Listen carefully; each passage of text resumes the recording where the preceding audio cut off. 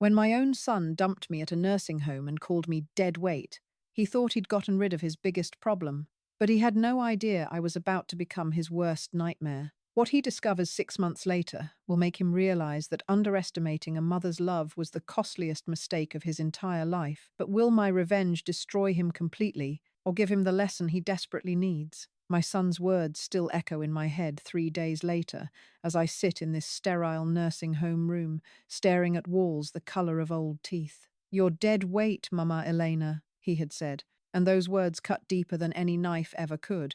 The morning nurse brings me pills that rattle in a tiny paper cup, her smile too bright for someone who deals with forgotten people all day long. I swallow the medicine and wonder how my life became so small, how the woman who once worked double shifts to pay for Hector's college education now needs permission to use the bathroom. My roommate Dolores snores softly in the bed next to mine, and I envy her peaceful sleep because my mind won't stop racing. Through the thin walls, I can hear Mrs. Garcia crying for her daughter, who hasn't visited in 6 months, and Mr. Santos talking to his dead wife like she's sitting right beside him.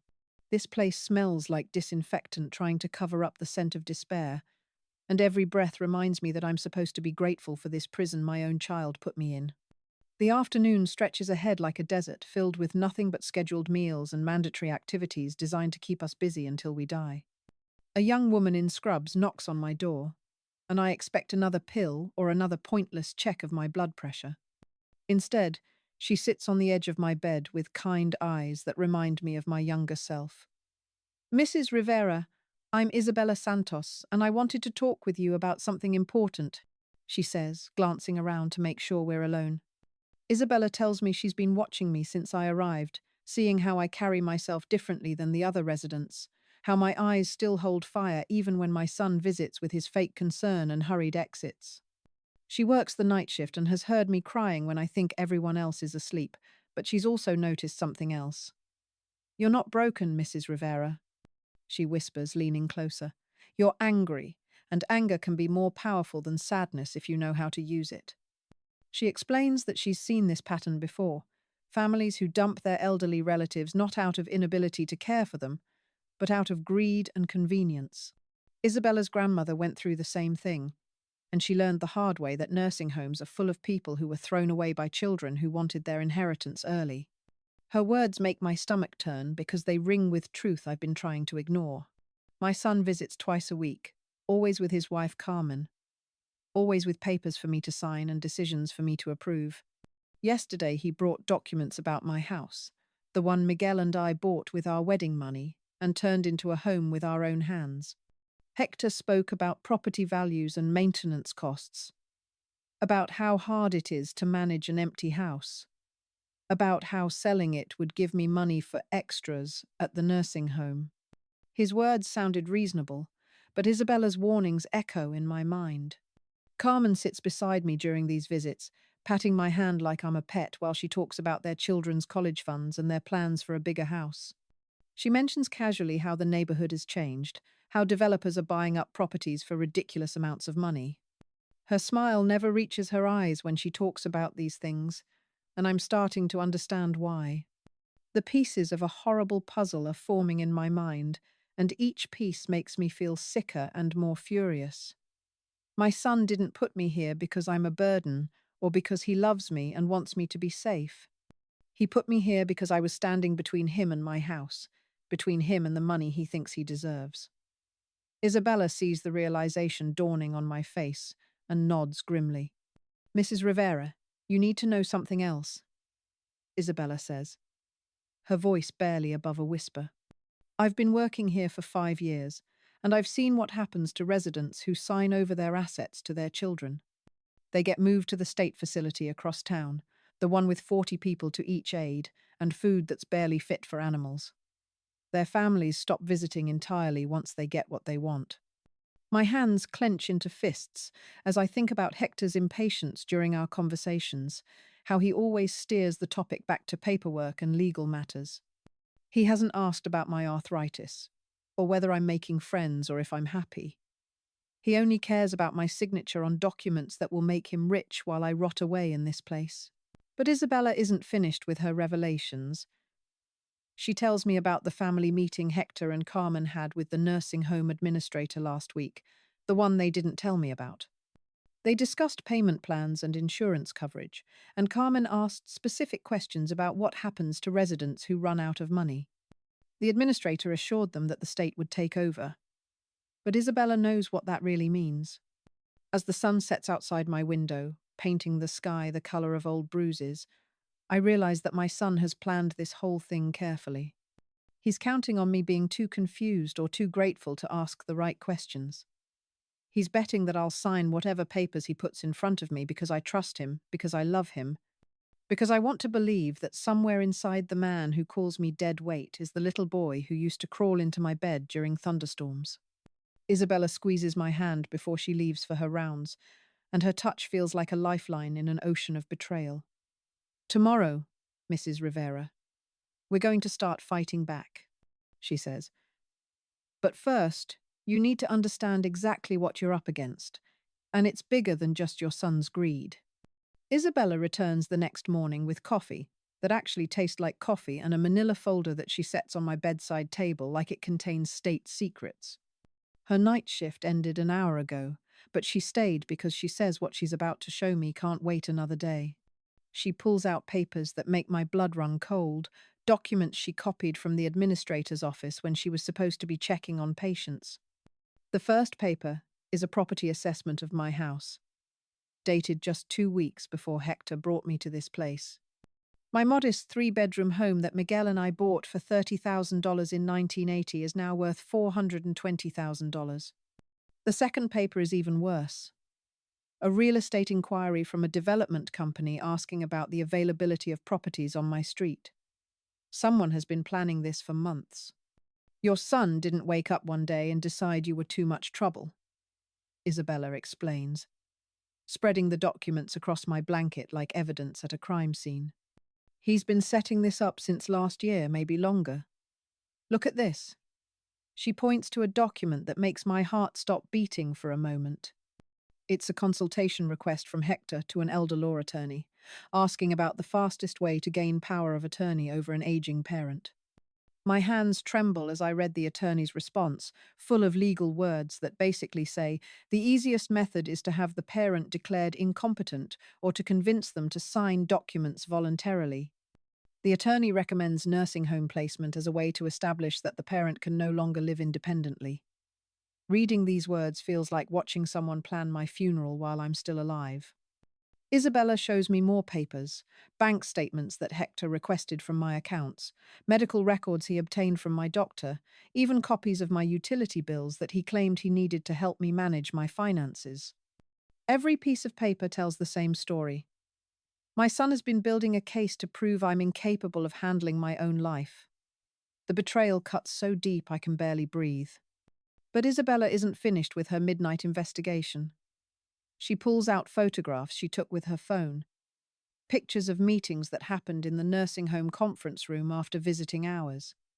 The photos show Hector, Carmen, the administrator, and a man in an expensive suit I don't recognize. They're all smiling and shaking hands like they've just closed a business deal, which I'm starting to realize they probably have. Mrs. Rivera, that man in the suit is David Chen from Pacific Development Group, Isabella says, pointing to the stranger in the photographs. They're the company that's been buying up houses in your neighborhood for the past 2 years. They don't just want your house. They want your entire block for a shopping complex. My mind reels as I understand the scope of this conspiracy. My son isn't just stealing from me. He's helping developers destroy the neighborhood where I raised my children and buried my husband. The corner store where I bought groceries for 40 years, the park where Hector learned to ride his bicycle, the church where Miguel and I were married. All of it will be bulldozed for another soulless strip mall. Isabella's voice becomes urgent as she explains what she learned from eavesdropping on phone calls. Conversations. Pacific Development has been offering homeowners in my area prices they can't refuse, but my house sits right in the middle of their planned construction site. Without my property, their entire project falls apart. That's why Hector was so eager to get me out of the way. The morning nurse appears in my doorway for the daily medication check, and Isabella quickly shuffles the papers back into her folder. We smile and nod, like we've been discussing the weather, but my mind is spinning with rage and determination. After the nurse leaves, Isabella leans close and whispers the words that will haunt my son for the rest of his life. Mrs. Rivera, I know a lawyer who specializes in elder abuse cases, she says. But more importantly, I know a reporter who's been investigating nursing home fraud and family financial abuse. Your story could help dozens of other families who are going through the same thing. She pauses, studying my face carefully. The question is, how far are you willing to go to fight back? I think about Miguel's hands as he painted our kitchen walls, about the garden we planted together behind the house, about the Christmas mornings when Hector was small and the world seemed full of possibilities. Then I think about my son's cold eyes as he signed the nursing home admission papers, about Carmen's fake sympathy, about the stack of legal documents waiting for my signature. Isabella, I say, my voice stronger than it's been in weeks. I want to destroy them completely, but I want to do it smart, and I want them to never see it coming. She smiles, and for the first time since I arrived at this place, I feel like I might actually have a chance at justice. Isabella explains that her lawyer friend, Maria Santos, specializes in cases where families manipulate elderly relatives into giving up their assets. Maria has been looking for a case that would grab public attention and expose how common this type of abuse really is. My situation, with the development company connection and the nursing home conspiracy, could be exactly what she needs. But Isabella warns me that fighting back won't be easy or quick. Hector and Carmen will claim they're acting in my best interest, and they have documents that make their case look legitimate. The nursing home will support their version of events because they're being paid well to keep me here and keep me compliant. The developers have lawyers and money and political connections that I can't match. However, Isabella has something they don't expect: documentation of their real plans and proof of their conspiracy. More importantly, she has access to other families going through similar situations, people who would be willing to speak out if they knew they weren't alone. Mrs. Rivera, you wouldn't just be fighting for yourself, she says. You'd be fighting for every elderly person whose children see them as nothing but dollar signs. As Isabella prepares to leave for some much-needed sleep, she hands me a small notebook and a pen. Start writing down everything you remember about your son's behavior over the past year, she instructs. Every conversation about money, every document he asked you to sign, every time he seemed more interested in your house than your health. We're going to need every detail if we want to win this war. Alone in my room, I open the notebook and begin writing.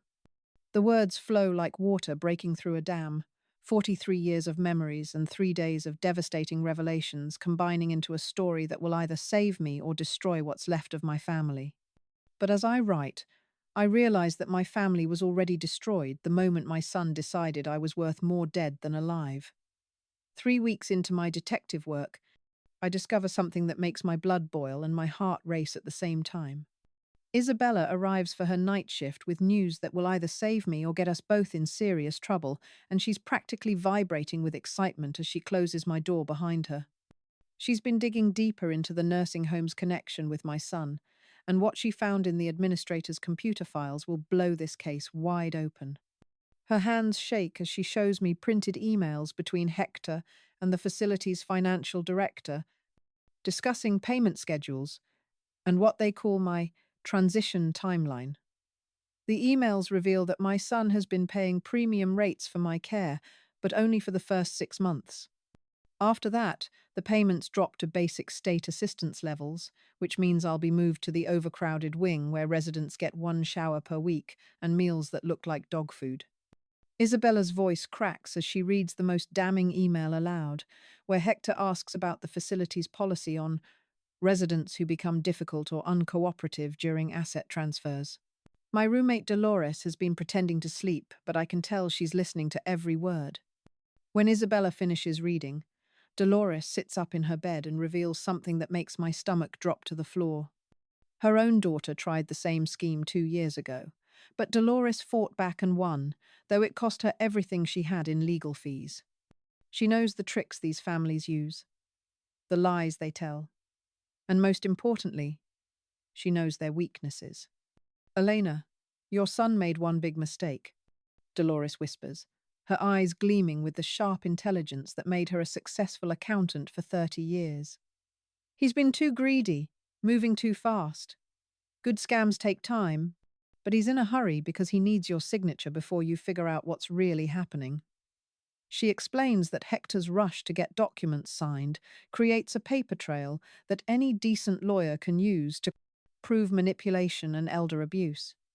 Isabella pulls out her phone and shows me photographs she took during her lunch break yesterday, pictures that make me realize how much bigger this conspiracy really is.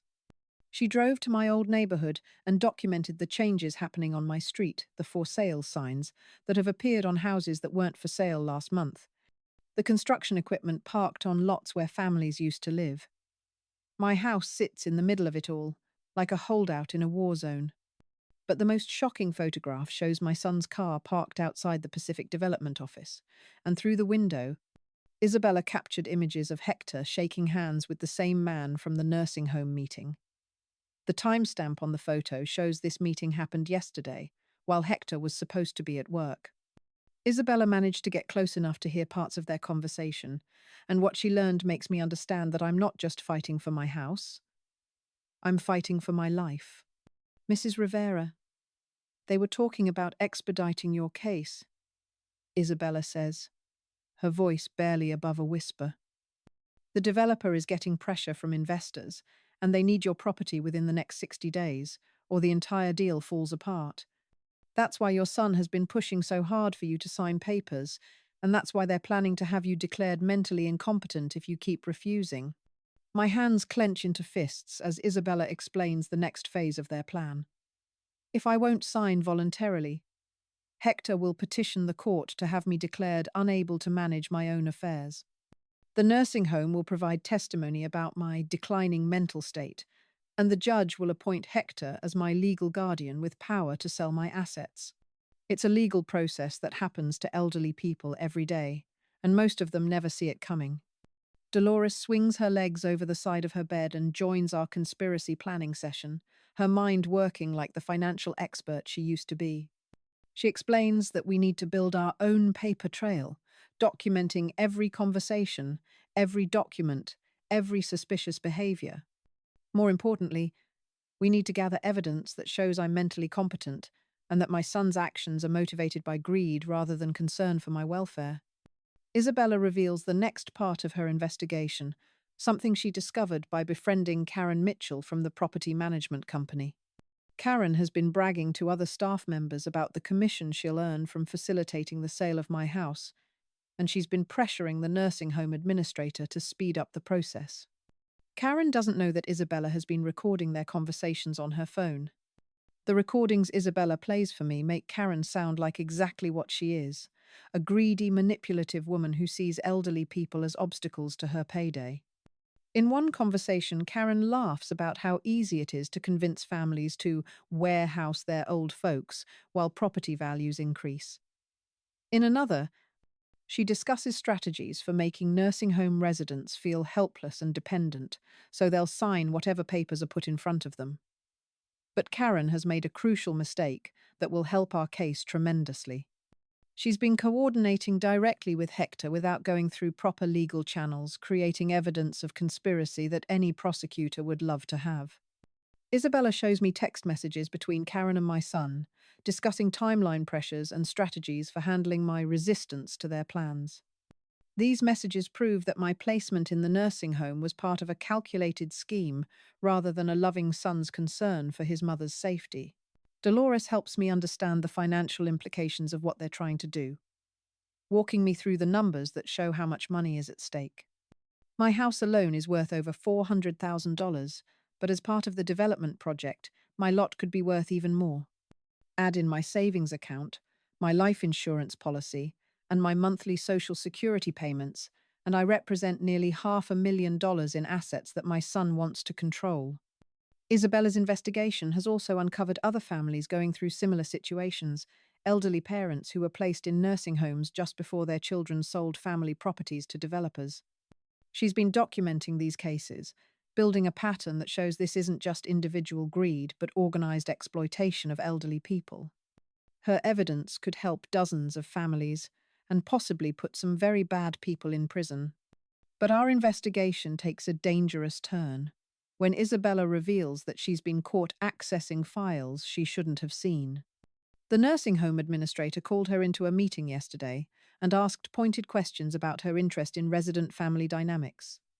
Isabella managed to deflect suspicion by claiming she was concerned about patient care quality, but she knows her time as an inside source is running out. "Mrs. Rivera, we need to move fast," Isabella says, glancing nervously at the door. "Karen Mitchell is planning to visit you tomorrow with papers that she claims will simplify your financial situation. She's not coming to help you. She's coming to trick you into signing documents that will give your son immediate access to your assets." Isabella's warning sends chills down my spine, because I realize tomorrow might be my last chance to fight back. Dolores leans forward with the intensity of someone who's been where I am and survived to tell about it. "Elena, listen to me carefully," she says. "Whatever papers they bring tomorrow, don't sign anything. Not even if they tell you it's just a formality, or that you can change your mind later.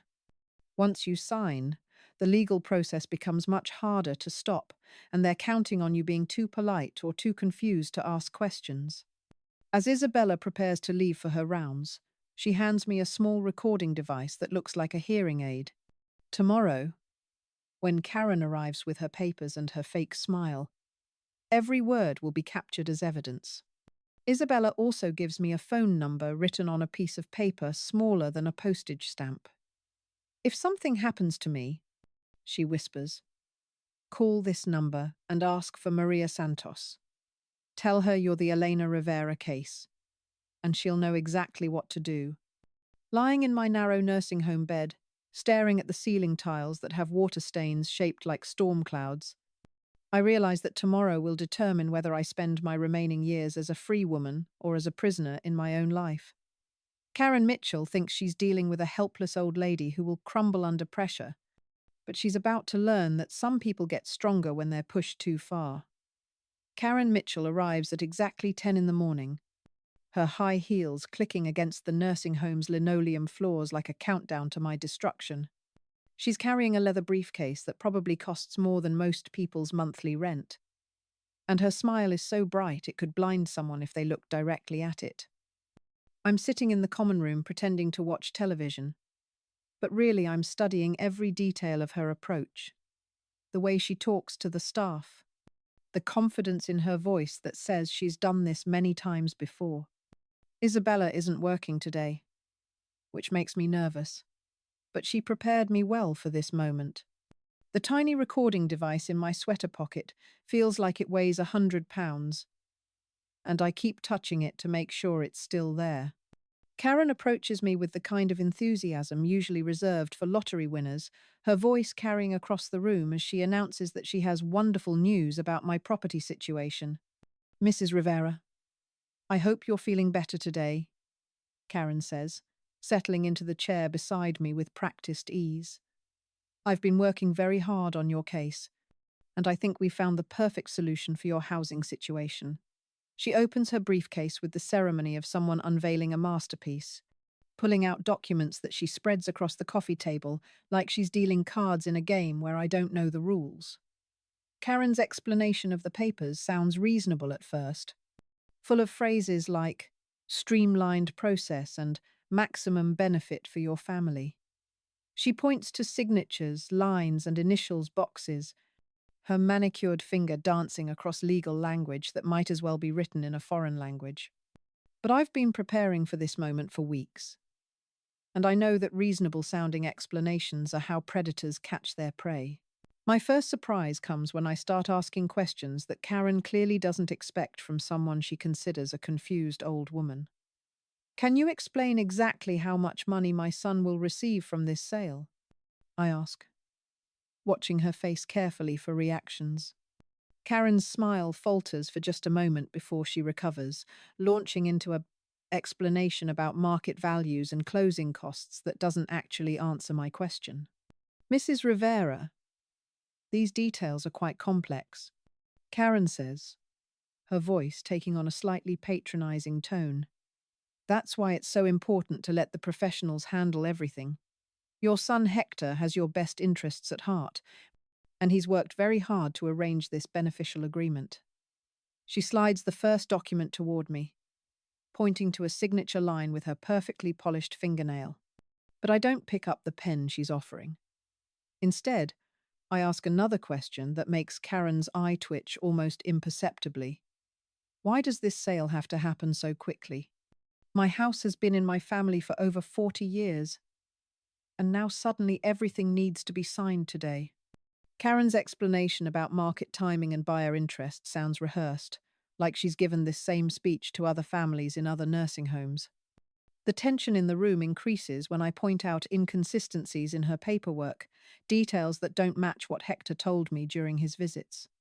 Karen's friendly demeanor starts cracking around the edges as she realizes that I'm not the easy target she expected. She glances around the common room nervously, probably wondering if other residents are listening to our conversation. Mrs. Rivera, I sense some hesitation, Karen says, leaning closer with fake concern oozing from every pore. That's completely natural. Many people feel overwhelmed by financial decisions, especially at your age. But you have to trust that your family knows what's best for you. Her words are designed to make me feel small and incompetent, but they have the opposite effect.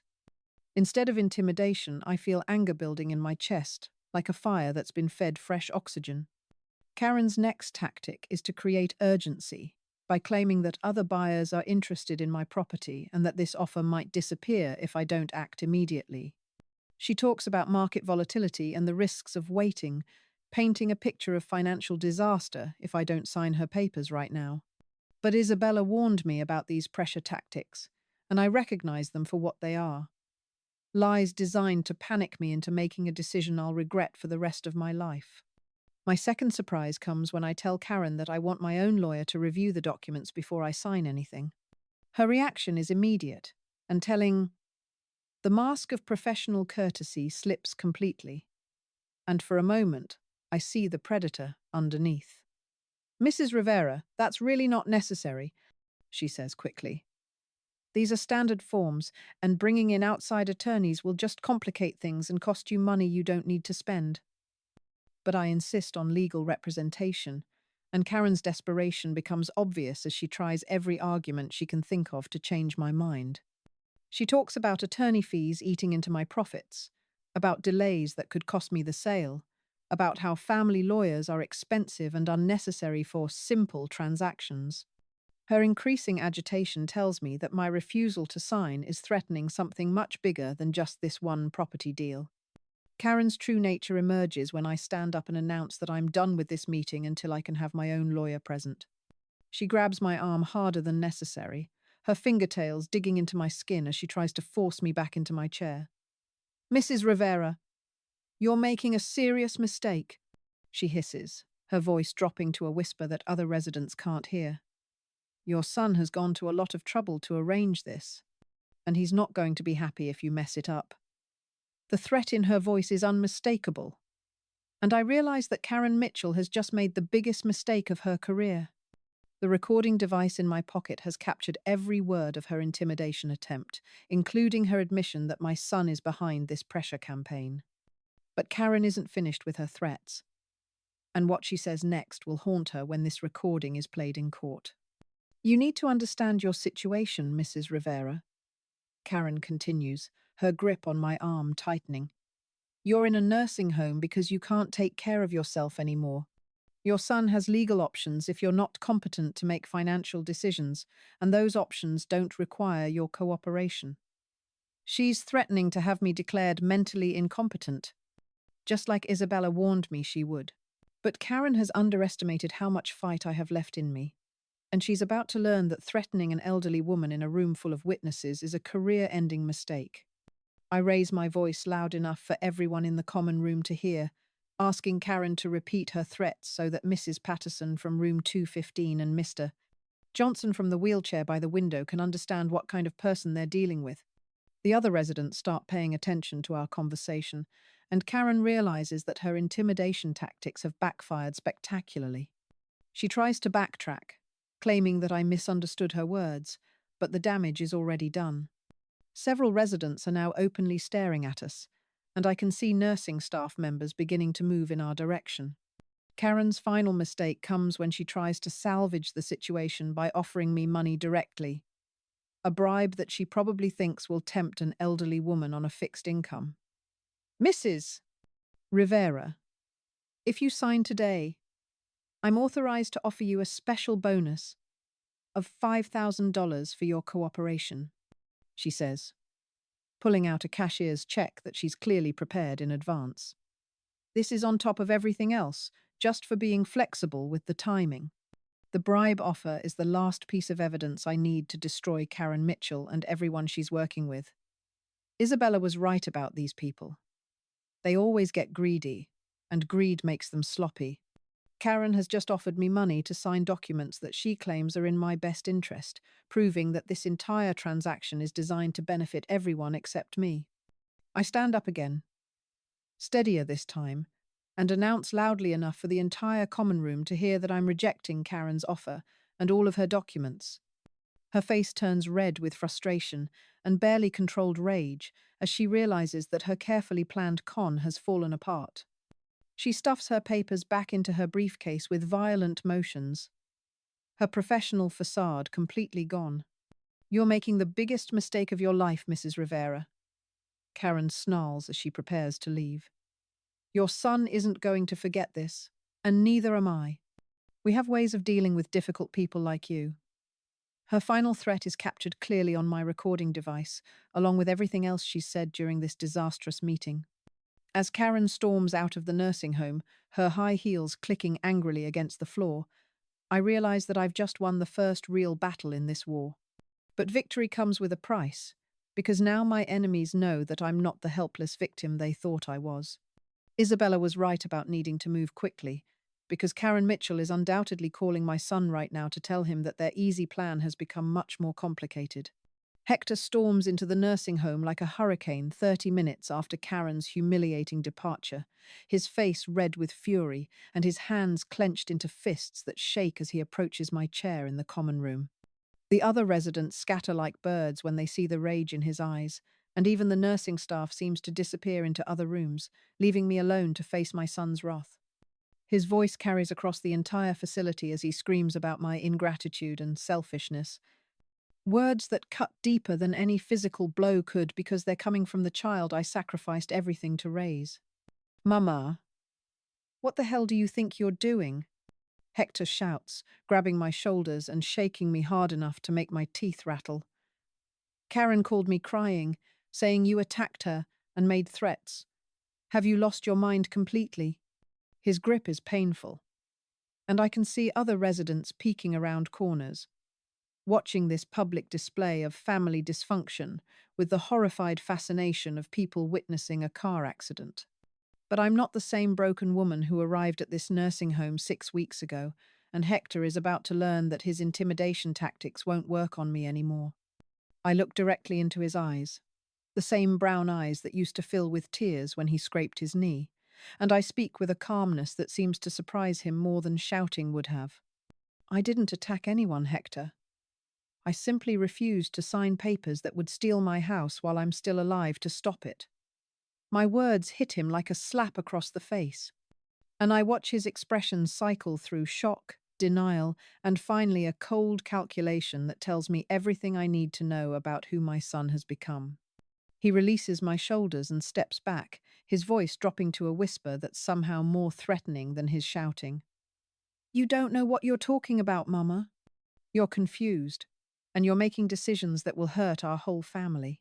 Isabella appears in the doorway like an answer to my prayers, her presence giving me strength as Hector continues his manipulation attempts. She's not supposed to be here during day shift, but somehow she knew I would need support during this confrontation.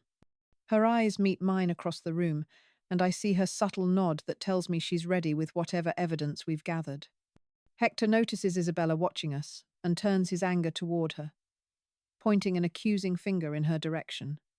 This is your fault, isn't it? You've been filling my mother's head with paranoid nonsense, turning her against her own family. His voice rises again as he stalks toward Isabella, and I realize that my son is capable of violence when he doesn't get his way. But Isabella doesn't back down from Hector's intimidation, and her response reveals something that makes my blood freeze in my veins. Mr. Rivera, I think your mother deserves to know about the life insurance policy you took out on her 3 months ago, she says, her voice steady despite the fury radiating from my son. The one worth $200,000 that lists you as the sole beneficiary. The silence that follows Isabella's revelation is so complete that I can hear my own heartbeat pounding in my ears. Hector's face goes white, then red, then white again as he realizes that his most carefully hidden secret has been exposed. I stare at my son with growing horror, as the implications of this discovery wash over me like ice water, understanding finally that he hasn't just been planning to steal my assets, he's been planning for my death. That's completely normal, Hector stammers, but his voice lacks conviction, and his eyes dart around the room like a trapped animal looking for escape routes. Adult children often carry life insurance on their parents to cover final expenses. It doesn't mean anything sinister, but his explanation sounds hollow even to him, especially since he never mentioned this policy during any of our conversations about my finances. Isabella pulls out her phone and shows me documents she somehow obtained, proving that the life insurance policy was purchased just 2 weeks before Hector placed me in the nursing home. The timing is too convenient to be coincidental, and the amount is far more than needed for any funeral expenses. My son has been betting on my death while pretending to care about my welfare, and the realization makes me physically sick. But the insurance policy isn't Isabella's most damaging revelation, and what she shows me next transforms my heartbreak into pure rage. She has copies of text messages between Hector and Carmen, discussing how quickly elderly people typically decline in nursing home settings and speculating about whether certain medications might accelerate the process. They've been researching my expected lifespan like investors studying market projections. Mrs. Rivera, there's something else you need to know about your son's visits here, Isabella continues, ignoring Hector's increasingly desperate attempts to interrupt her. He's been meeting with your doctor to discuss changing your medications, claiming that you've been showing signs of depression and dementia. He wanted to put you on drugs that would make you more compliant and less likely to question financial decisions. The room spins around me as I realize how close I came to being chemically subdued into signing away everything I've worked for my entire life. Dr. Patterson, who I trusted because he seemed kind and professional, has been conspiring with my son to drug me into submission. The betrayal runs deeper than I ever imagined, involving people I thought I could trust with my life and my health. Hector's desperation becomes obvious as he realizes that his carefully constructed plan is falling apart in real time. He lunges toward Isabella, trying to grab her phone and delete the evidence she's showing me, but she's younger and faster and manages to keep the device out of his reach. Their struggle attracts the attention of security guards, who appear just as Hector makes a grab for Isabella's throat. "You're destroying our family!" Hector screams as the security guards restrain him, his voice echoing through the nursing home corridors. She's a senile old woman who doesn't understand what's best for her. I'm trying to protect her from herself. His words reveal the depth of his delusion, his genuine belief that stealing from me and planning my death somehow demonstrates love and concern. But Isabella has one more revelation that will haunt my nightmares for whatever time I have left on this earth. She shows me hospital records that Hector obtained weeks ago, medical information about my heart condition that I didn't even know existed. My son has been consulting with doctors about my life expectancy, armed with knowledge about my health that he never shared with me. Mrs. Rivera, your son knows that you have a heart murmur that could become serious with the right kind of stress, Isabella explains, her voice gentle despite the horror of what she's revealing. He's been planning to use emotional pressure and medication changes to worsen your condition, making your death appear natural and expected. The calculated cruelty of this plan takes my breath away and makes me understand that the man being dragged away by security guards is no longer my child in any meaningful sense. As Hector is escorted from the building, he turns back to scream one final threat that confirms everything Isabella has told me. "This isn't over, Mama. You can't live forever, and when you're gone, I'll get everything anyway. You're just making it harder on yourself." His words are captured by the security cameras and witnessed by dozens of residents and staff members, creating evidence that will destroy him in any legal proceeding. Isabella sits beside me as I try to process the magnitude of my son's betrayal, her presence a comfort in a world that suddenly feels completely unsafe. She explains that she's been working with lawyer Maria Santos for weeks, building a case that will not only protect me, but might send Hector and Karen Mitchell to prison for elder abuse and conspiracy to commit fraud. But the legal victory feels hollow when measured against the loss of my only child. "Mrs. Rivera, I know this is devastating," Isabella says, taking my trembling hand in hers. "But you need to understand that you've probably saved other families from going through this same nightmare. Your son and Karen Mitchell have done this before, and they would have kept doing it until someone was brave enough to fight back." Her words give me purpose beyond my own survival, the knowledge that my suffering might prevent other elderly people from being victimized by their own children. But Isabella's final revelation is the most shocking of all, something she discovered during her investigation that explains why Hector was so desperate to get control of my assets quickly. Pacific Development Group is facing bankruptcy, and their investors are demanding immediate returns on their property acquisitions. My house isn't just valuable, it's the keystone property that will determine whether the entire development project succeeds or fails. If Pacific Development can't complete their land purchases within the next 30 days, they'll lose their construction permits and their investor funding, Isabella explains. Your son wasn't just being greedy. He was being blackmailed by people who have millions of dollars at stake. This knowledge doesn't excuse Hector's actions, but it helps me understand why he was willing to risk everything, including my life, to get my signature on those documents. As night falls outside the nursing home windows, I realize that tomorrow will bring reporters, lawyers, and probably more threats from desperate people who have too much money invested in my destruction. Isabella promises to stay close and protect me, but we both know that cornered predators are the most dangerous kind. My son may be in custody tonight, but Karen Mitchell and the developers she works for are still free and still desperate to get their hands on my property. Channel 7 News arrives at Sunset Manor with cameras rolling and reporter Jessica Chen asking questions that will expose this conspiracy to the entire city, transforming my private nightmare into a public scandal that will protect other elderly people from becoming victims. Isabella stands beside me as I tell my story to the cameras, her presence giving me strength as I reveal the depths of my son's betrayal to an audience of strangers who react with the outrage and sympathy that my own family never showed me. Jessica Chen's investigation has uncovered similar cases across the city. Families who lost their elderly relatives under suspicious circumstances, after those relatives were placed in nursing homes and pressured to sign over their assets. The pattern is clear and devastating. Children working with property developers and corrupt nursing home administrators to systematically rob and sometimes kill their own parents for money. My case isn't unique. It's part of an organized criminal enterprise that has been operating for years. The news report triggers an avalanche of responses from viewers who recognize their own family situations in my story. People calling the station's tip line to report suspicious deaths and questionable property transfers involving their elderly relatives. Within hours, the district attorney's office announces a task force to investigate elder abuse in nursing homes, with my case serving as the cornerstone of what prosecutors are calling the largest elderly exploitation scandal in the city's history.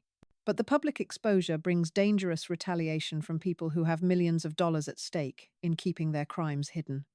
Karen Mitchell appears at the nursing home with two large men who claim to be process servers but look more like hired thugs, demanding to speak with me about correcting the false statements I made on television. Isabella calls security immediately. But the threat is clear. Powerful people want me silenced permanently. The intimidation escalates when Pacific Development Group releases a statement claiming that I'm a mentally incompetent woman being manipulated by nursing home staff for their own financial gain. They produced documents supposedly signed by me that authorize the sale of my house, forgeries so convincing that even I have to look closely to spot the differences in my signature. Their lawyers file court papers seeking immediate guardianship over me, claiming that my television appearance proves I'm being exploited by people who don't have my best interests at heart. Maria Santos arrives at the nursing home with a team of lawyers and investigators who transform my small room into a war room, covering every surface with documents and evidence that will either save me or see me declared incompetent and stripped of all legal rights. She explains that we're fighting against opponents with unlimited resources and political connections, people who have successfully silenced other elderly victims through legal manipulation and sometimes more direct methods. The legal battle intensifies when Hector is released on bail and immediately files his own petition for guardianship, claiming that his outburst at the nursing home was caused by emotional distress over my declining mental state. He appears on the same news program that featured my story, presenting himself as a loving son whose elderly mother is being manipulated by greedy nursing home staff and attention-seeking reporters. His performance is so convincing that some viewers start calling for investigations into Isabella and Maria Santos. But Hector has underestimated the evidence against him, and Maria Santos springs a trap that destroys his credibility forever. During a court hearing that's packed with reporters and camera crews, she plays the recording of Karen Mitchell's threats and bribery attempts, followed by audio from Hector's violent confrontation at the nursing home. The judge's expression grows darker with each revelation, and spectators gasp audibly when they hear my son discuss insurance policies and life expectancy calculations. The courtroom drama reaches its climax when Maria Santos calls Isabella to the witness stand, and she reveals evidence that no one was expecting. Isabella has been wearing a hidden camera during her nursing home shifts, capturing video footage of Hector meeting secretly with doctors to discuss medication changes, Karen Mitchell bribing nursing home staff to falsify records, and Pacific Development representatives threatening employees who might expose their conspiracy. The video evidence is so damaging that Hector's lawyer immediately requests a recess, probably to negotiate a plea deal that might keep his client out of prison for the rest of his life. Karen Mitchell, watching from the gallery, tries to slip out of the courtroom, but finds herself surrounded by federal agents who arrest her on charges of elder abuse, conspiracy to commit fraud, and attempted murder. The organized crime unit has been building cases against the entire network, using my situation as the breakthrough they needed to bring down a criminal enterprise that has operated with impunity for years. Dr. Patterson, the physician who conspired to drug me into compliance, confesses to investigators in exchange for leniency, revealing details about how many elderly patients have been chemically subdued to facilitate asset transfers. His testimony implicates dozens of other medical professionals and nursing home administrators, exposing a corruption network that stretches across multiple facilities and has claimed hundreds of victims over the past decade. Pacific Development Group's CEO is arrested at his private airport as he attempts to flee the country with suitcases full of cash and hard drives containing evidence of their crimes. The company's collapse triggers investigations in other cities where they operated, revealing a national pattern of elderly exploitation that has generated hundreds of millions of dollars in illegal profits while destroying countless families. But my victory comes with a price that will haunt me for whatever years I have remaining. Hector receives a 20-year prison sentence for elder abuse, conspiracy, and attempted murder, and I realize that I'll probably die before he's released. The son I raised and loved and sacrificed everything for will spend his remaining healthy years behind bars, a consequence of choices that destroyed both of our lives in different ways. Isabella accepts a position with the Elena Rivera Foundation for Elderly Rights, an organization created with the settlement money from my lawsuit against Pacific Development Group and the Nursing Home Corporation. We work together to identify and protect other elderly people who are being victimized by their families, using the lessons learned from my case to prevent other parents from experiencing the betrayal that nearly killed me. The Foundation's first major victory comes when we help Mrs. Patterson from room 215 expose her daughter's attempt to sell the family farm for development money. Our second case involves Mr. Santos, whose son was slowly poisoning him with overdoses of heart medication while liquidating his savings account. Each successful intervention validates my decision to fight back instead of quietly accepting my destruction. 6 months after the trial's end, I'm still living at Sunset Manor by choice, rather than compulsion, surrounded by friends who understand the unique pain of being betrayed by the people who should love you most. We've created our own family among the forgotten and discarded, people who support each other because we know that blood relationships don't guarantee loyalty or love. My house sells for exactly what I wanted it to sell for, to a young family with children who will fill it with laughter and love instead of corporate greed and corruption. I watch from my nursing home window as they move in, seeing their excitement as they explore rooms where I raised my son and mourned my husband, and I know that some stories do have happy endings, even when they don't end the way we expected. But late at night, when the nursing home grows quiet and I'm alone with my thoughts, I sometimes wonder what would have happened if I had just signed those papers and accepted my fate. Would Hector be free right now, living in comfort bought with my stolen money? Would I be dead? A convenient statistic in someone's profit calculation? The questions torment me because there are no good answers. Only the knowledge that sometimes the right choice destroys everything you thought you wanted while saving everything that actually matters.